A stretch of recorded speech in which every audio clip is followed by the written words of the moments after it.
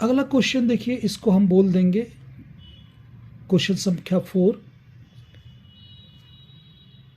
क्या क्या चीज़ें दी हुई हैं। मनी सप्लाई 150 दे रखा है।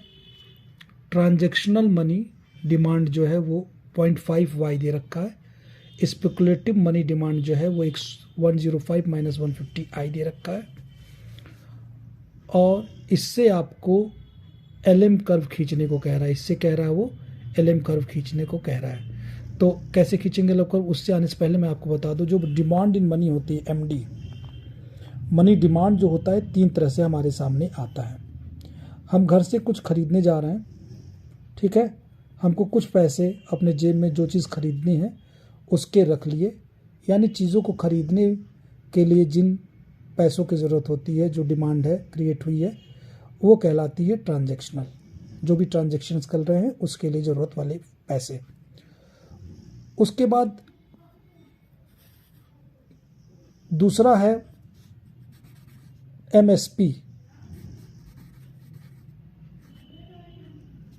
MSP। ये स्पेकुलेटिव मनी है। क्यों ये डिमांड बढ़ती है, समझिए।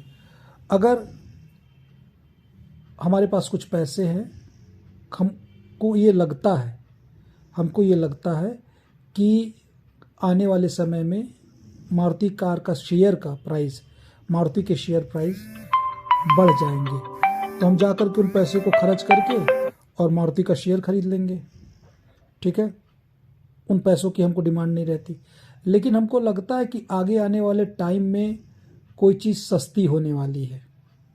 मान लीजिए कि आगे ये चीज़ सस्ती होगी, तो उस समय पैसा हम, मान लीजिए हमको चावल ही हमको लग रहा है कि 40 रुपये किलो है, ये 35 रुपये किलो हो जाएगा, तो हम क्या करते हैं, पैसा इस उम्मीद में अपने पास रख लेते हैं कि बाद में खरीदेंगे।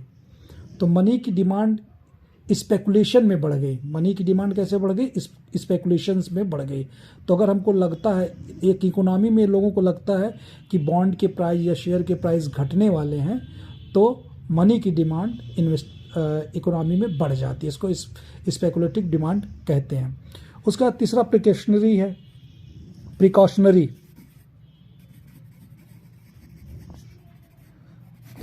डिमांड में क्या है, प्रिकॉशनरी स्पेलिंग देख लीजिएगा। प्रिकॉशनरी डिमांड क्या है, हम साइकिल चलाने जा रहे हैं, हम अपने जेब में कुछ 5 रुपये रख लिए, 10 रुपये रख लिए कि कहीं पंचर ना हो जाए।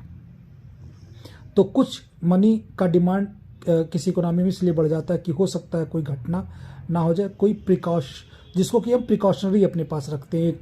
खर्च भी हो सकता है भविष्य में, नहीं भी खर्च हो सकता, तो ऐसी भी डिमांड्स होती हैं।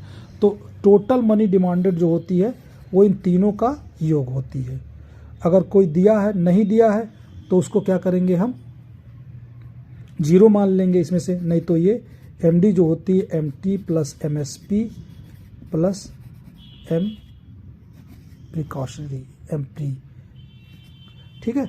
अब इसमें जो भी दिया हो, इसको नहीं दिया इस क्वेश्चन में, तो इसको जीरो मान लेंगे और MD इन दोनों के योग के बराबर होगी। तो MD को हम इन दोनों के योग के बराबर दिखा दिए, MD इक्वल टू इन दोनों के योग के बराबर। तो उससे MD निकल आया और MD को MS के बराबर इक्वेट कर दिया, हमको ये इक्वेशन मिल गया Y और Y में। यही आपका LM कर्व होगा। इस तरह से एक क्वेश्चन लग जाएगा।